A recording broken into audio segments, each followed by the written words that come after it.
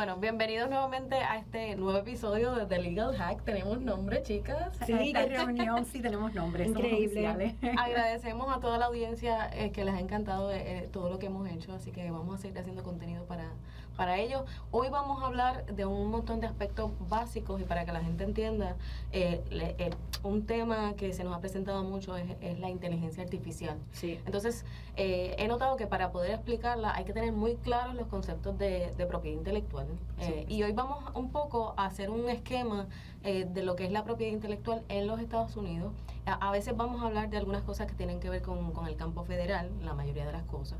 Sí. Y otras veces vamos a hablar de lo que tiene que ver con el derecho estatal, que a veces se cruza y nos confundimos y todo eso. Hoy vamos a hablar de dos grandes cosas, ¿verdad? Propiedad intelectual, que está compuesta por derechos de autor, marcas, patentes, secretos de negocio, y todo eso puede estar también un poco mezclado con lo que es los derechos a nivel estatal, pero lo vamos a hablar ya mismo. Claro. Y por otro lado, name, image and likeness, que es nombre, imagen y voz, ¿no? Sí. Que prácticamente en español se dice que son los derechos de privacidad, y que recoge todos esos atributos que tiene una persona que controla. Es un derecho que se otorga a nivel estatal. ¿Okay? Uh-huh. Así que ese es el esquema y vamos a ir poco a poco hablando sobre cada uno de esos derechos para que a la hora de hablar en nuestros próximos episodios sobre inteligencia artificial podamos entender lo que estamos hablando. Perfecto. Así que, primero que todo, yo creo que el asunto más importante que discute en muchos ámbitos es el copyright o el derecho de autor. Y yo quisiera preguntarles qué es el derecho de autor, qué protege y cuáles son los requisitos. El derecho de autor protege obras originales creativas y los requisitos son estos en realidad. Tiene que ser una obra de autoría o una obra de arte, lo que tú le llamas, que puede ser una composición, un libreto. Un punto interesante que la gente no conoce a lo mejor es que también dentro de ahí cabe lo que le llaman una compilación. Tú puedes tener las canciones más exitosas del siglo XX. Y las canciones no son tuyas, pero la organización y la selección es una compilación original y eso se puede proteger bajo los derechos de autor. Tiene que ser creado por un ser humano, Ira. Yo creo que todo el mundo conoce ese caso famoso del mono que cogió y se tiró una foto, Sí, ¿te acuerdas? sí. Que estaba por todos los lados el mono. Pero eso no se protege porque el mono no es un ser humano, Claro. y esta ley lo requiere. Y eso es muy importante. Ajá, y eso también es importante en la inteligencia artificial porque ahí Claro. después, bueno, vamos a indagar en eso. El trabajo tiene que ser original, pero la originalidad es mínima, lo que la ley te pregunta. No tienes que ser tampoco una novedad. Puede ser algo pequeño. Por ejemplo, no sé si en el pasado vieron la obra de la Mona Lisa, que hoy en día no es propiedad de nadie, está en el dominio público. En el dominio público, pero en algún momento sacaron una foto de la Mona Lisa riéndose, pero no tenía diente. Entonces, eso es original. Entonces, ahora ese trabajo en sí se convierte en un trabajo que se pueda proteger. Y tiene que estar fijado en un medio tangible. Claro. Eso quiere decir que el trabajo no puede ser efímero. Es complicado. Toda la ley intelectual incluye lo que ustedes piensan que incluye y cosas que están fuera de lo lógico. Claro. Entonces, en lo del medio tangible, lo que sí no incluye es algo que no ha sido fijado. Por ejemplo, si yo tengo un piano aquí, yo digo, ay, mira, Ira, estoy pensando una canción, o Fran, mira, Sí. se me ocurre esta canción y yo empiezo a tocar y empiezo a cantar, yo no lo he fijado en ningún lado. Eso no tiene ninguna protección intelectual. Entonces, eso es lo que requiere. ¿Qué es lo que no incluye? No incluye ideas, conceptos, una canción de que me rompieron el corazón. De esas abundan, ¿verdad? Sí, exacto. Los títulos no se protegen bajo los derechos de autores tampoco. Y entonces, una cosa bien interesante que no todo el mundo aprecia tampoco, ¿a qué te da el derecho de autor? ¿Qué es lo que incluye? Entonces, son varias categorías. Incluye el derecho de copiar, el derecho de distribuir, el derecho de crear derivados. Derivados son obras basadas en la obra original, pero cambian un poquito. Por ejemplo, las películas de Harry Potter son derivados de los libros de Harry Potter. Ajá. Entonces, el derecho de exhibir, el derecho de presentarse, puede ser actuar, puede ser cantar, subirse en una tarima, y ese derecho tiene dos partes. Está el derecho que existe de toda la vida y está un derecho que se hizo después para presentarse dentro de lo que son las obras digitales, que ahí es donde los artistas que hacen obras, por ejemplo, que cantan en los masters, tienen derecho a cobrar, porque a eso no, los masters, por ejemplo, no se incluyen en lo que es el derecho de performance, de presentarse por lo general. Y entonces, por último, y corrígeme, Francis, se me olvida algo, de por último está la sincronización. El derecho de incluir mi música, mi obra en audiovisual. Claro. Y lo de fair use, que lo podemos hablar después, la gente habla mucho de fair use para hacer lo que le da la gana, Sí. pero fair use, para que la gente entienda, es una defensa, no es un Claro, derecho. exactamente. Y es una defensa complicada. Sí. Que tiene como 4 factores que hay que considerar, y entonces hay áreas que se conocen, bueno, sí, es lo más probable que eso sea fair use como parodia, Sí. ¿verdad? Ujú. Pero es una defensa y lleva mucho análisis. Sí, y lo interesante del fair use, que es importante mencionar, es que es tan complicado que los circuitos federales de los Estados Unidos no están inclusive con una visión unánime de lo que se interpreta. El Distrito 9, que es donde está California, lo interpreta de una manera. Por eso fue que el caso ese famoso de Andy Warhol llegó hasta la Suprema Corte de Justicia. Ujú. Pero Por conflicto entre los sí, por conflicto entre los circuitos, porque primero hubo una decisión a favor de la fotógrafa, luego, o sea, se puso realmente muy, muy complicado, porque no está definido de manera uniforme lo que es derecho uso transformative, ¿verdad? ¿Cómo se dice eso en español? Transformativo. Transformativo, exacto. Ese derecho que hace que la segunda obra sea completamente diferente, tenga un mercado distinto, todo eso. Es muy complicado. Para que se pueda entender como fair use. Para que se pueda entender como fair Todos esos use. detalles sobre lo que es fair use son la defensa de fair use se está usando mucho en los casos actuales que están surgiendo de inteligencia artificial, y vamos a entrar un poco más en detalle sobre lo que es esa defensa, pero un poco recapitulando esos 6 derechos, ese último derecho del que hablaste, Teresita, se le llama el derecho de transmisión digital. Ujú. Y se refiere solamente, exclusivamente a las grabaciones de sonido en las plataformas digitales, es decir, no existe, como tú mencionaste, el derecho de ejecución pública en la radio Ajá. terrestre. Pero eso es Ajá. más bien entrando un poco en el área de música, Sí, y por sí. eso existe ese derecho adicional que tú mencionas, Sí. al igual que el resto de los derechos que los autores tienen en cuanto a las obras audiovisuales. Pero vamos a entrar un poco más en detalle cuando hablemos más. Dime. Déjame aclarar una cosa sobre fair use, porque uno lo oye a menudo, donde la gente dice, no, pero yo no estoy cobrando por eso, yo no estoy ganando dinero. Ajá. Que tú ganes o no ganes dinero no es determinativo. Es uno de los factores. Es uno de los factores. Ujú. Es uno de los factores dentro de una de las categorías. Exacto. Y son 4 categorías que se tienen que considerar. Sí. No determina si es fair use o no es fair use. Ok, entonces, una cosa importante que voy a aclarar desde ahora para que podamos entender lo que viene después es que la voz o imagen no está protegida por copyright, excepto que esa voz esté insertada, sea parte de una grabación de sonido, de una obra audiovisual, y entonces dentro de ese contexto se protege como obra expresiva. Correcto. Pero no la voz en sí. Ajá. Han surgido casos recientemente de artistas muy famosos que han sido demandados por su exnovia, Bad Bunny concretamente, porque se utilizó una parte de su voz para utilizarla constantemente en las canciones. Y bueno, eso es un análisis que podemos hacer después cuando analicemos el resto de los casos. Pero Tú mencionaste expresión y esa es la diferencia, Ujú, ujú. que los derechos de autor, el copyright protege la expresión.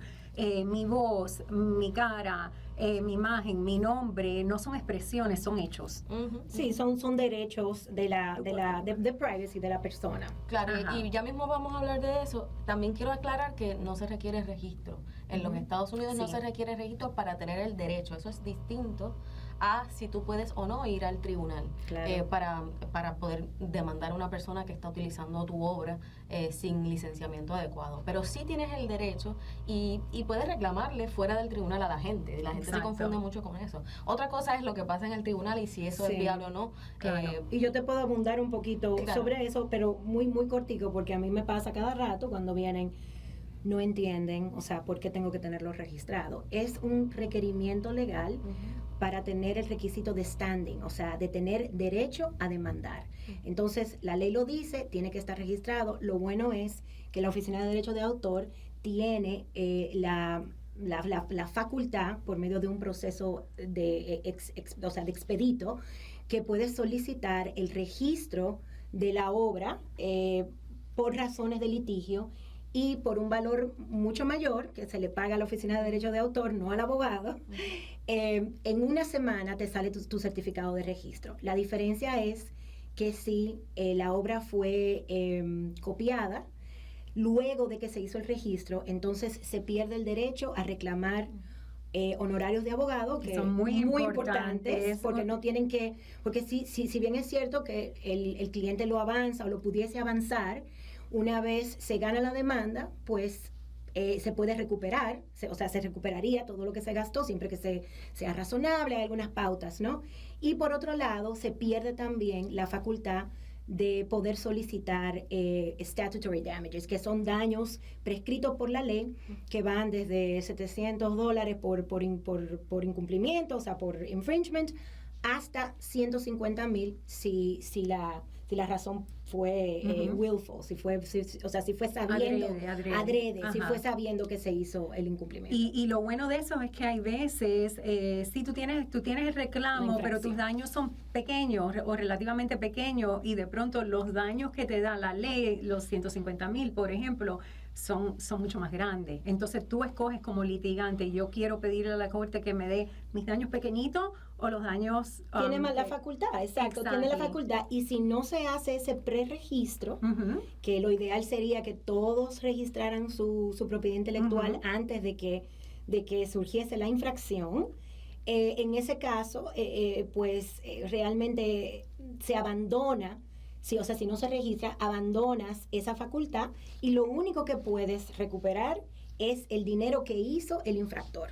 O sea, y hay veces que el infractor, lo que pone el video, o sea, no tiene muchísimo, o sea, no gana mucho dinero, pero ya el daño se ha hecho. Entonces, eso es lo que te permiten los daños legales, tú sabes, realmente recobrar cierta cantidad de dinero. Por eso es importante que se registre la obra a tiempo, preferiblemente antes de publicarla y no más allá de 3 meses. Y hay que aclararle a todo el mundo que registro no es en BMI, no es en ASCAP, es registro en el Copyright Office, en la Oficina de Derecho de Autor, preferiblemente la americana, pero también en sus países de origen. Y eso es otro episodio, claro, de cómo se hace la protección global. Y tiene razón, Gira, que aquí no es necesario registrar para tener el copyright, pero aparte de perder todos estos beneficios potencialmente, claro, es mejor estar claro y registrar, porque después te ahorras muchos dolores de cabeza. Sí. Claro, y pasamos de lo que es la protección de las obras de arte. Estamos hablando a veces de música, a veces de obras audiovisuales, a veces de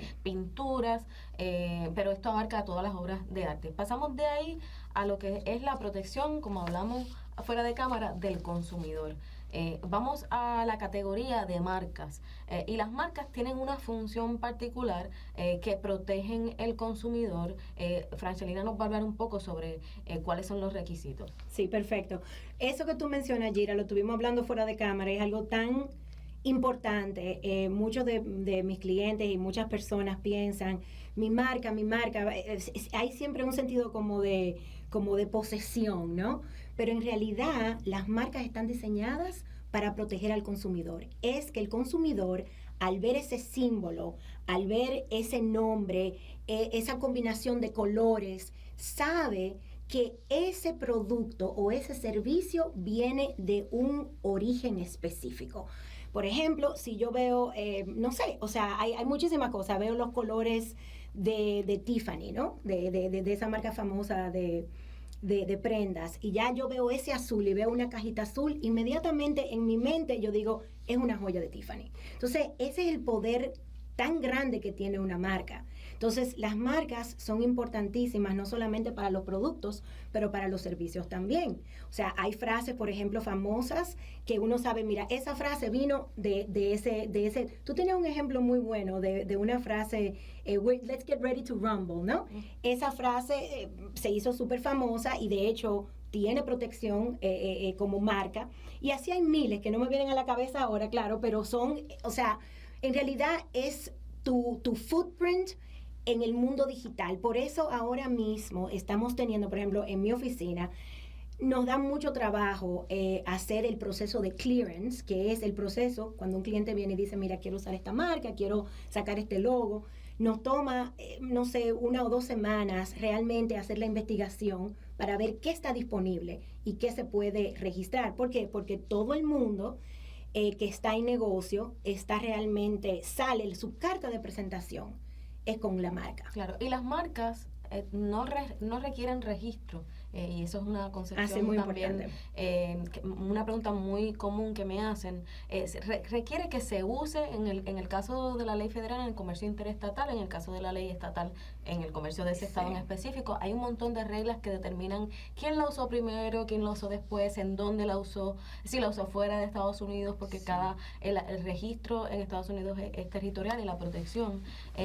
Pero también dentro de lo que es el mundo del entretenimiento, también los nombres de los artistas o de los actores pueden funcionar como marcas. Correcto. Eso siempre que esté vinculado a la venta o el a un ofrecimiento de un servicio o producto. Porque Claro. es una concepción errónea muchas veces que me dicen, no, es que yo estoy usándola, digamos que porque estoy en una exposición de arte y estoy usando mi nombre. Bueno, si yo estoy vendiendo esas obras de arte y se están ofreciendo dentro del comercio interestatal a nivel federal, es protegible siempre que no haya nadie que la esté usando. Todo ese análisis que tú mencionas se hace previo a uno iniciar el registro e inclusive a iniciar el uso para que sea viable el registro. Y de hecho podemos unir el concepto que tú hablaste anteriormente sobre el hecho de que no se necesita ser registrado, sino que el uso, el uso da derecho que se llaman el derecho común, el common law trademark. Sin embargo, las marcas están clasificadas por diferentes, o sea, valga la redundancia, clasificaciones. Entonces, el registro es muy importante, ¿ok? Por varias razones. Una de ellas es delimitar y establecer cómo estás usando la marca, ¿verdad? Si la estás usando para promover ciertos servicios como cantante o servicios como, o sea, diferentes tipos de servicios. Eso es lo primero, ¿verdad?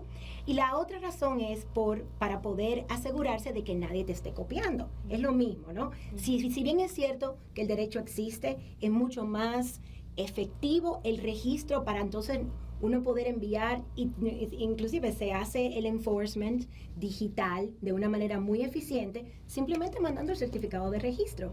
Imagínense que uno pone un producto en Amazon y hay que tienes usándolo, vamos a suponer, 10 años sin problema, pero viene un competidor y tú quieres que Amazon quite el producto, ¿verdad? ¿Cómo tú haces que Amazon te crea? Tú no puedes hacer un escrito legal explicándole, no, que yo lo use primero, que simplemente mandas el certificado de registro y ahí ellos hacen el takedown inmediatamente. Entonces hay que pensar en eso. Sí, es un asunto de eficiencia y además tú estabas hablando de las distintas categorías.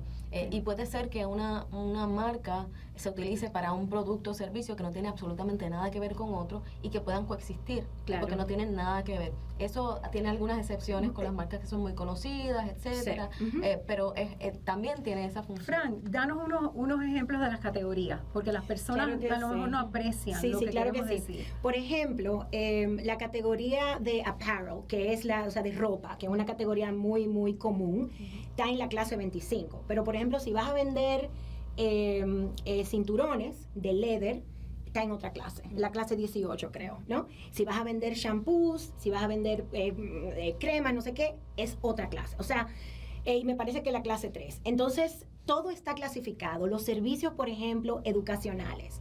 Los podcasts, ¿vale? Que estamos en un podcast. Los podcasts es dependiendo del tipo de podcast. Si es un podcast que trata de ayudar para que la gente aprenda, como es lo que nosotros queremos traerle a todos ustedes, ese podcast sería en la clase 35. ¿ok? Porque tiene cierto tipo de educational y marketing y todo eso junto, ¿no?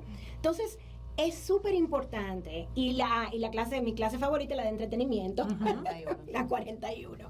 Entonces, por eso es que es tan importante saberlo, para poder delimitar tu mercado, tu producto, tu servicio y poder proteger, o sea, y poder protegerlo efectivamente. Te voy a hacer una pregunta que me hacen mucho. Si un influencer en sus videos o en todo lo que vende utiliza una frase muy distintiva, a lo mejor algo así como let's get ready to rumble, para vender sus productos, para vender su mercancía, ¿tendría derecho a registrarlo? Sí, por supuesto. Claro que sí. Y de hecho eso es una de las cosas que primero evaluamos, ¿no? Hay veces que, bueno, todo esto comenzó al principio cuando el frenzy de los influencers por medio de los hashtags. Y por eso hay muchos hashtags que cuando fueron bien descritos y bien registrados, están ahora con certificado de registro. Y yo veo a cada rato muchísimas aplicaciones para registrar hashtags que están mal hechas. Pero cuando hay una frase que se usa mucho, se pone como hashtag y en la mente del consumidor esa frase, inmediatamente que la ven, piensan en ese influencer, en lo que el influencer está vendiendo, it's trademarked, baby. Y eso tiene que estar registrado por trademark, porque de nuevo hablamos que los derechos de autor no cubre las frases corticas. Entonces un copyright no te protege ahí, pero un trademark sí te protege ahí. Podría, dependiendo. Y volviendo a lo de la clasificación, es súper importante, y a lo mejor puedes hablar un poquitico del uso y la intención de uso, porque pasa con los artistas, estoy seguro que tú lo has visto, que el artista puede registrar su nombre dentro de la clasificación de entretenimiento, pero a lo mejor en el área de merch no puede, porque ahí ya alguien le cogió la delantera. Claro. Entonces, mira, una de las cosas que nosotros siempre recomendamos yo le pregunto a mis clientes, ¿qué tú te ves haciendo? ¿Verdad? Vamos a suponer un cliente que está vendiendo, por ejemplo, productos de belleza, ¿ok? Productos de belleza específicos, vamos a suponer que sean solamente cosméticos. Entonces yo le digo, ¿tú te ves en un futuro vendiendo, por ejemplo, shampoo? ¿Te ves en un futuro quizás haciendo t-shirts para acompañarlo, o carteras para llevar los productos? Todo ese tipo de cosas. Entonces hacemos como un mapa de lo que puede ser la intención de uso, y entonces con esas ideas, entonces decimos, ok, vamos a registrar las marcas, o sea, tu marca principal, con lo que yo le llamo el umbrella mark, ¿verdad? En una clasificación, y luego de ahí, y esa la estás usando. Ideal, si hay una que se está usando, se registra en uso. Entonces después hace aplicaciones separadas por las otras que quieres usar en un futuro, y lo que sucede es al final que, bueno, si la marca se preaprueba, o sea, si la Oficina de Derecho de Autor te manda una acción y dice, no hay ningún problema, esto va a pasar una vez tú me envíes prueba de que la estás usando, entonces ahí chequeamos con el cliente otra vez, le decimos, dime, ¿cómo van los planes para esos otros productos? Entonces el cliente te puede decir, mira, eso va a millón, lo vamos a sacar en un año, lo que sea. Entonces ya tenemos el puesto, el placeholder para esa marca.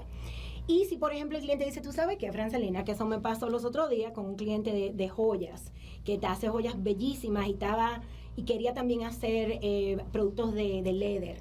Y me dijo, mira, no, con toda esta cosa que está pasando en el mundo, con toda esta tarifa, creo que nos vamos a quedar con la joyería nada más. Entonces lo que se hace en ese momento es que se abandonan las otras. Pero ya tú tienes, tú sabes, eso in the bag, claro, si quieres. Posterior a la aprobación del USPTO, que es la oficina que registra estas marcas, entonces el cliente tiene un tiempo para someterle evidencia, y eso significa que tiene que usarla en efecto, que tiene que vender sus productos, correcto, hacer contratos, hacer negocios. Y el abandono es bien importante, y lo que tú dices, porque si bien los derechos de autores duran la vida del autor y 70 años, las marcas duran mientras las estés usando. Exacto. O dentro de un periodo, si tienes intención, claro, de usarlo. Y lo que uno tiene que cuidar teniendo una marca, lo que uno tiene que cuidar y si estás haciendo un contrato donde le estás dando derecho a otra persona sobre tus marcas, tienes que tratar de atarlo, es que no la abandonen, que no la dejen de usar, que no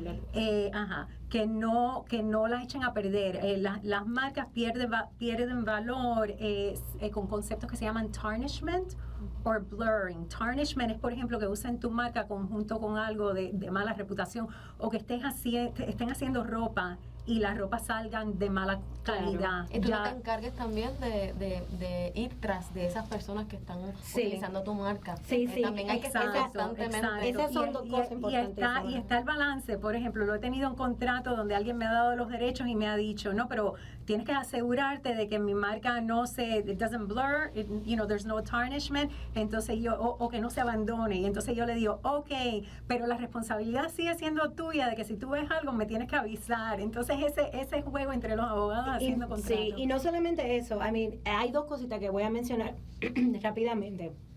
La primera es con relación al abandono.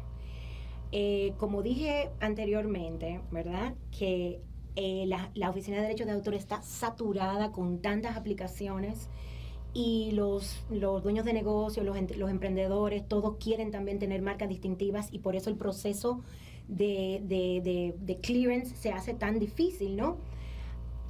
Parte del mecanismo de ver qué marcas están disponibles es cuando se hace la investigación inicial, es ver si, por ejemplo, hay una marca que se parece mucho a la que tú quieres, pero tu abogado, si es un abogado que sabe de marcas, te va a decir, mira, esta marca probablemente te va a salir como que, o sea, que tiene conflicto con la tuya si la depositamos, ¿no?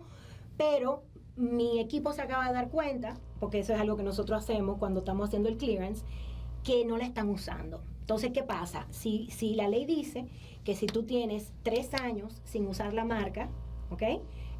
Ya hay una presunción de abandono. Entonces, ¿qué cabe ahí? Bueno, si el cliente está súper interesado, el cliente me dice, vamos a meterle un proceso de cancelación. Y ahí comienza la negociación. Entonces, ahí se puede negociar coexistencia, ellos pueden decir, mira, verdad, no la estamos usando, me la quiere comprar, o tú sabes, ¿para qué? Porque es una negociación, o sea, quizá es mucho más factible para el cliente negociarla y comprarles los derechos, dependiendo de que, bueno, en el caso de la cancelación no sería lo más recomendable, pero bueno, si vamos a suponer, iniciamos un proceso de cancelación y la otra parte dice, no, realmente tenemos prueba de que la estamos usando y la marca es válida, pero dice, pero realmente si me la quiere comprar, me la puede comprar, ¿no? Porque hay una diferencia, no podemos comprar una marca que puede ser cancelada, por eso fue que rectifiqué, ¿no? Pero esas son estrategias que son súper importantes porque ayudan también a desaturar un poco y a crear más disponibilidad para las marcas. Por eso es que la ley exige, si usted tiene una marca, usted tiene que usarla. Usted tiene que usarla y usarla como debe de ser. Porque uno no puede tener una marca registrada de una manera, eso es otra confusión que me pasa que le pasa al cliente a cada rato. Yo no he abandonado mi marca, la estoy usando. No, tú no tienes registrado el nombre, tú tienes registrado un logo que tiene el nombre adentro. ¿Ok? Un logo, o sea, el nombre está en forma de logo. Pero si no estás usándolo de esa forma y estás usando el nombre solo, perdiste esta marca. O sea, la puedes perder. Entonces, es un tema, a mí obviamente me encanta. No, es un tema para un podcast solo. Varios. Pero pasamos por los derechos de autor, obras de arte, las marcas con la protección del consumidor y la identificación de los productos y servicios. Y ahora pasamos a lo que son las patentes, que siempre las pasamos como así rapidito. Son buenas. Son súper complicadas, requieren de un montón de análisis, pero básicamente lo que protegen son inventos que son nuevos, útiles y no obvios. Un ejemplo de las patentes, por ejemplo, es cuando en la industria musical se hacen ciertas tecnologías, por ejemplo, para crear o para identificar canciones, qué tipo de canciones o el sonido de la canción. Yo me imagino que el Content ID de YouTube tiene algo de eso. Sí, esas son patentes de software que son súper complicadas y muchas de las, para decirte, una de las patentes que más, solicitudes de patentes que más estamos analizando ahora son las plataformas de inteligencia artificial, que si son realmente nuevas, porque el proceso de ver si una invención califica como patente es que sea nuevo. Si, por ejemplo, a mí me pasa también a cada rato, yo no soy abogada de patente, pero mi oficina tiene un departamento de patente muy grande. Porque y la siempre- mayoría de los abogados de patente son ingenieros. solamente tienen ese y la, tipo de- y la de mayoría ciencia. solamente hacen eso, Ujú. porque realmente es una área de propiedad Muy intelectual técnica. muy técnica. Y muy compleja. Entonces, una de las cosas que a veces me pasa, porque como yo trabajo con marcas y con trade dress, o sea, trabajo en el ámbito también de juguetería, vienen emprendedores y me dicen, tengo esto que es fantástico, no sé qué, lo quiero registrar como patente. Ajá. Y mira todo lo que he vendido. Y yo, ¿cuánto tiempo tú tienes vendiendo eso? Bueno, 2 años. No, ya no es, ya se convierte inmediatamente en arte existente, pre-existing art, ¿ok? Porque la ley dice que para que sea nuevo, no puede estar en el mercado más de 1 año, ¿no? Entonces, si hay alguna invención súper novedosa, lo primero que tienen que hacer, chicas y chicos, y todos, es ir a donde un abogado para ver si real y efectivamente se puede proteger. Ujú. Y lo peor que puede pasar es que luego del proceso inicial, ¿ok? Que es ese año de protección, luego te digan, mira, no se puede proteger, pero ya tienes tu placeholder. Es que eso es lo importante. Ya, si viene otra persona, ya ese invento está ahí. Claro, y esa parte yo creo que es relevante porque para la gente que está en la industria del entretenimiento siempre me llega el comentario de que, licenciada, quiero patentizar o patentar Sí. mi canción No, sí. o mi logo. Así Eso es que copyright. es importante que sepan cuál es la diferencia para que sepan cuál es el registro. Pero no es tan relevante como lo son el resto de las categorías que ya hablamos. También la pasamos por encima porque es un tema complicado, el secreto comercial o trade secret, que protege básicamente toda aquella información que no es pública y que le da a esa empresa o persona una ventaja competitiva, y se requiere también que la persona haga todo lo posible por mantener eso en secreto. Claro. Y esa es la parte, entiendo, yo no tampoco litigo ni hago este tipo de gestión que no se puede registrar de hecho, pero sí sé que esa parte de demostrar que Ujú. tú mantuviste eso en secreto Sí. es muy complicado. Súper. Así que hasta ahí llegamos a las 4 categorías de propiedad intelectual, y pasamos a lo que es el derecho a la privacidad, ¿no? Esa es la categoría grande, y dentro de ahí está el nombre, la voz, la imagen. Usualmente se le llama NIL, la gente, para que sepa, es Name, Image and Likeness, nombre, imagen y semejanza. Y básicamente se refiere a la capacidad o el derecho que tiene una persona de controlar qué es lo que hacen con sus distintos atributos personales. Correcto. Y lo complicado de aquí es que en Estados Unidos, para la gente que quizás nos está viendo de fuera de Estados Unidos, existe la ley federal que es uniforme y que rige todos ciertos temas, entre ellos propiedad intelectual, que son uniformes a todo el mundo. Pero cuando se trata del derecho a la privacidad, va por distintos estados. Entonces, Claro. cada estado determina cuál es la definición de lo que incluye la imagen, que puede ser voz, que puede ser apariencia, que puede ser un montón de atributos personales. Entonces, ahí es donde se complica la cosa, por eso lo traigo, porque dentro de lo que es la discusión de inteligencia artificial, esa parte, ninguno de todos estos derechos realmente abarca muchas de las cosas que están sucediendo en la inteligencia artificial. Pero no sé si quieren abundar algo sobre lo que es el derecho a la imagen. Recién han salido unos cuantos casos relacionados a esto. Tienes que ver cuando hablemos de la inteligencia artificial, es por dónde lo coges, en el caso en particular. El derecho de imagen, por ejemplo, te voy a hablar de la Florida. La Florida es un estado donde el estatuto no menciona voz. Se entiende que tú tienes derecho a comercializar, porque a eso vamos con los derechos de imagen, tu voz, pero expressly en el estatuto dice image and likeness, no menciona voz, se entiende, pero no está. Por ejemplo, en Tennessee, Sí, con lo de Elvis. Elvis Act, Tennessee cambió la ley porque también no mencionaba voz, No. y ahora menciona voz. De hecho, lo que se quiere es que se utilice esa legislación de Tennessee de manera federal. Eso es lo que muchísima gente. Yo escribí un artículo sobre el Elvis Act porque me pareció primero, muy chulo que le hubiesen puesto Elvis, ¿no? Ajá. Y la otra cosa es que es una ley muy completa y está muy, muy, muy bien hecha.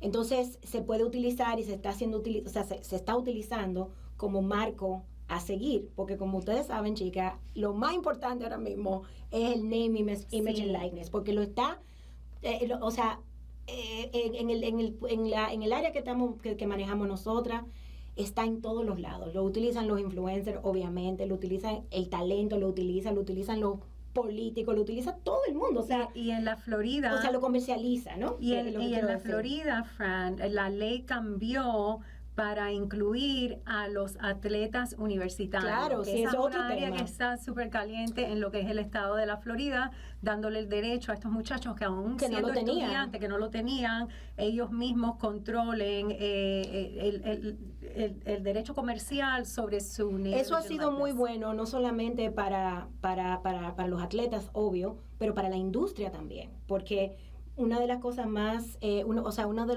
las maneras más buenas de monetizar una carrera es por medio del NIL. Y olvidé mencionar también que la aplicación de la ley en un caso particular, cuando vayamos a discutir esto, depende del estado de residencia de la persona que tiene el derecho. Claro. Entonces, hay casos en los que se discute si esta persona en realidad vivía en ese estado, para, digamos que en estados como California, Nueva York, que tienen protecciones un poco más amplias, siempre se busca cuando hay algún litigio que sea la ley de ese estado la que Illinois aplique. también tiene que se considera real efectivamente un derecho de propiedad. Claro, entonces en Tennessee también. sí, en algunos estados. Sí, no, yo sabía, por ejemplo, porque lidio mucho con California Ajá. y con Nueva York y con últimamente con Illinois. lo importante es saber que depende de Sí, cada eso se estado. hace. Cómo lo categorizan depende del estado. Estos estados son bastante proteccionistas Sí. Y tienen unos beneficios más amplios. Y también recientemente, para que el público sepa que hay mucha legislación, también muchas leyes que están siendo propuestas al Congreso para que esto sea una ley federal. Sí, pero un poco que sea uniforme toda la legislación y entonces puedan atacarse estos asuntos que vamos a discutir después sobre inteligencia artificial. Un punto muy importante sobre este tipo de derecho es el término de duración. Y dura aún cuando la persona fallece. En la Florida, después de fallecer, ese derecho continúa en pie por 40 años. Varía. Sí, estado varía. a otro, no estoy segura. En Nueva York 40 también. No me California acuerdo es más, exactamente, creo que pero sí, pero o sea, Ajá. lo interesante de que sea post-mortem es que obviamente los herederos sí. pueden tomar ese right of action, Ajá. que lo importante, o sea, inclusive pueden monetizar la imagen luego de que la persona fallece. ¿Y qué quiere decir eso? Por ejemplo, yo lo he trabajado en casos donde he tenido un artista que crea un video y dentro de ese video usa fotos o otros videos pequeñitos de personalidades. He estado dentro de ese periodo y he tenido que llamar a la familia y pedirle una licencia. Claro. Claro.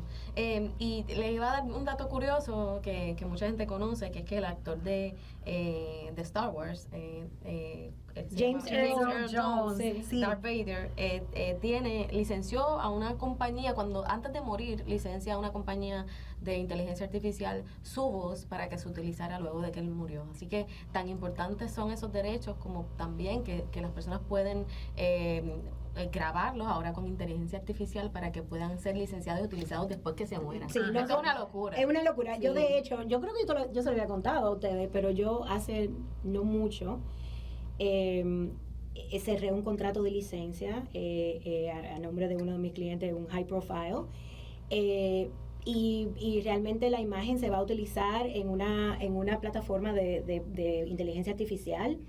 Y una de las cosas que estábamos hablando es que qué lindo va a ser ese legado, porque la plataforma es educacional y realmente mi cliente es una estrella en esa área. Y entonces, pues nada, o sea, dirá, mira, van a seguir sabiendo sobre mí, van a seguir aprendiendo conmigo, inclusive luego de que me muera. Entonces, y fue un contrato realmente muy, muy, muy atractivo para el cliente. Sí. Y en el caso de James Earl Jones era más que nada, Gira, por lo de él es la voz de Darth Vader y Disney continúa creando materia que incluye a Darth Vader. Entonces, para que Darth Vader pueda seguir teniendo voz, había que asegurar esos derechos. Y por eso al principio mencionábamos, cuando hablamos de copyright y lo que es el uso de la voz dentro de obras de arte, ese es el debate cuando se van a hacer este tipo de análisis sobre si es el uso de la imagen o si es el uso de la voz dentro del contexto de una obra de arte. Muy interesante para poder entender qué está sucediendo con la inteligencia artificial. Sí. Pero también sobre el NIL, los derechos de privacidad, no hay registro. Por lo tanto, pues es un derecho que surge de la persona, que se tiene que implementar, y que una persona que tenga un problema tiene que ir a un abogado para que lo oriente y sepa cómo manejar el asunto. Claro, porque mira, Gira, una cosa que es súper importante mencionar.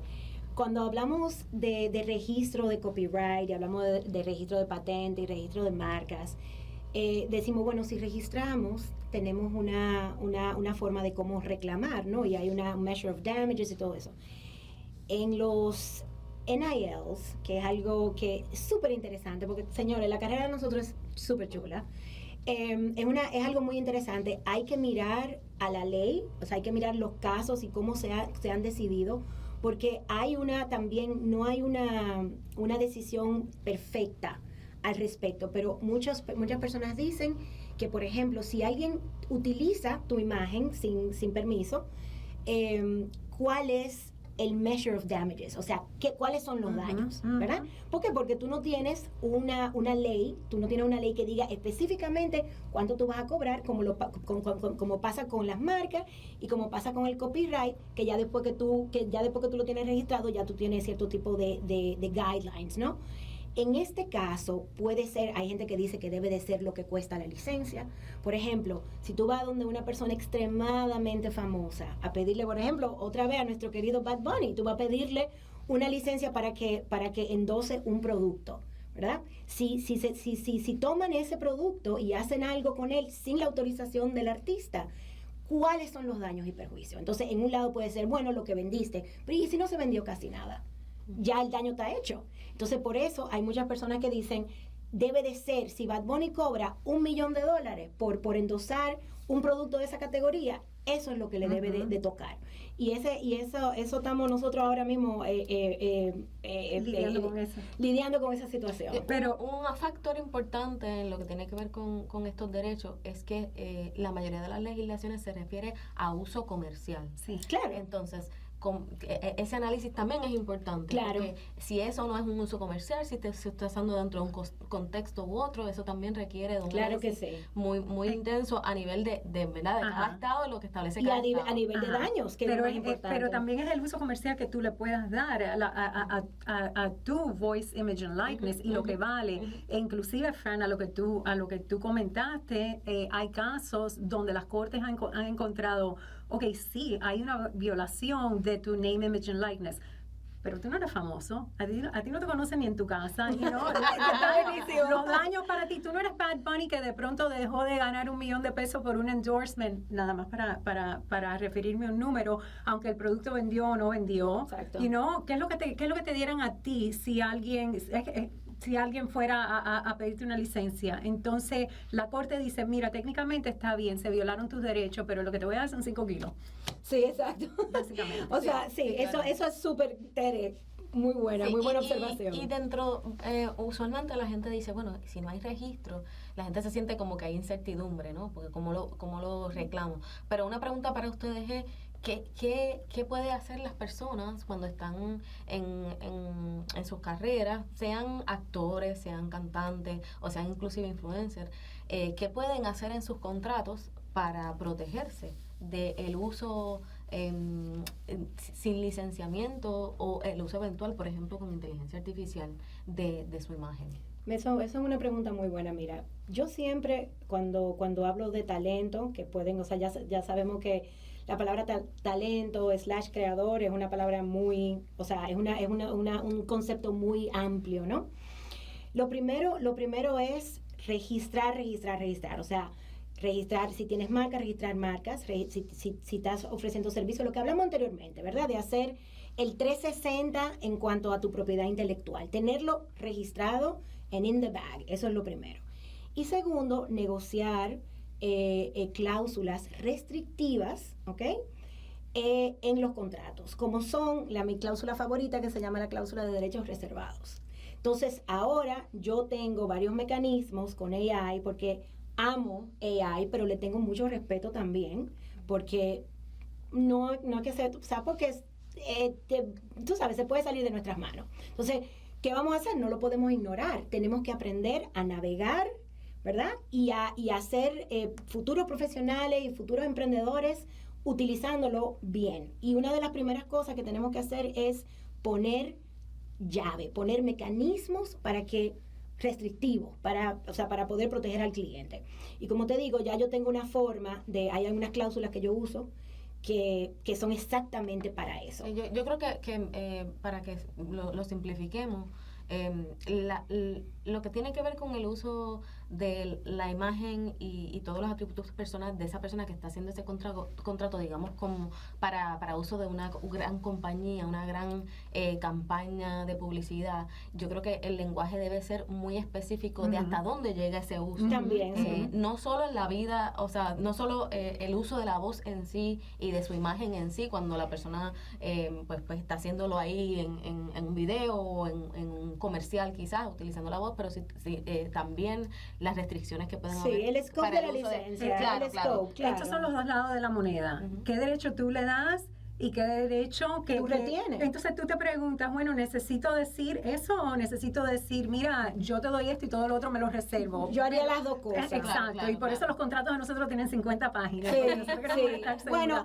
ahora antes era, y me lo pedían los clientes, mira, vamos a hacer esto simple, vamos a simplificar esto, no sé qué. Yo, sí, vamos a simplificarlo. Pero ya la tecnología se está complicando. Entonces ya el cliente entiende que hay que hacerlo de las dos manos, de las dos formas. Por un lado, the scope of license, grant of rights, o sea, en español, ¿cómo se dice? La transferencia de derechos. Hasta dónde llega esa transferencia de derechos, muy bien definidito. Qué campo, cuáles son los medios que se puede utilizar, y luego una cláusula de derechos que retengo y derecho de que nunca lo vas a tener, de que nunca lo vas a tener, al menos que no me pagues. Y muy importante dentro de eso es si es transferible o no transferible. También. Porque a lo mejor yo tengo buena relación, confío en ti, lo que sea, y yo te doy a ti lo que tú quieras. Pero yo no estoy dando autorización a que tú esos derechos se los transfieras a otra persona. Otra cosa, yo soy muy celosa volvemos aunque habíamos hablado de una persona que nadie conoce y a lo mejor el valor de todas estas cosas sea muy bajo, hay veces eso es lo único que tú tienes, especialmente si estás empezando. Claro. Y a lo mejor un día, te va a valer mucho más. Porque el valor de de la estrella siempre fue cero cuando empezó. Exacto. Claro. Entonces yo soy muy celosa y también tengo el concepto del marketing, de lo que es controlar tu imagen, tu branding. Entonces yo siempre trato de poner, y lo acepto también del otro lado, cuando estoy en el otro lado de una negociación, es que el partido apruebe lo que se está usando. Dentro de eso se tiene que ser práctico también, porque esta industria se mueve rápido. Sí. Y tú como artista, yo no te puedo estar pidiendo permiso para todo. Entonces hay maneras también de trabajar eso en un contrato. Tú me das permiso para todo, pero no si lo uso de esta manera.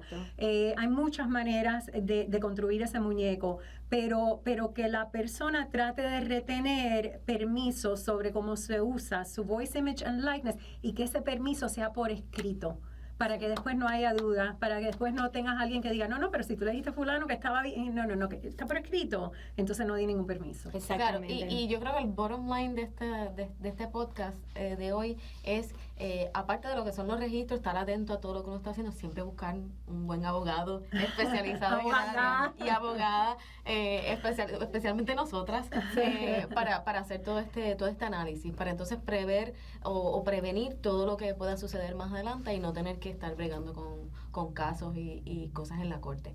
Sí. Ya llegamos al fin del podcast. Muchas gracias a la gente que está apoyándonos un montón con este proyecto, nos encanta. Ya tenemos página de Facebook, Instagram, TikTok, LinkedIn y cualquiera que salga, Claro. vamos a sacarla, así que síganos en las redes como The Legal Hack. Y Hasta la próxima. y mándenos los temas que le interesen. Ah, sí, eso iba a decir también. Nos manden los temas que le interesen y los respondemos. Hacemos lo posible, ¿verdad, Gira? Sí, claro. Perfecto. Hasta la próxima. Bye. Bye.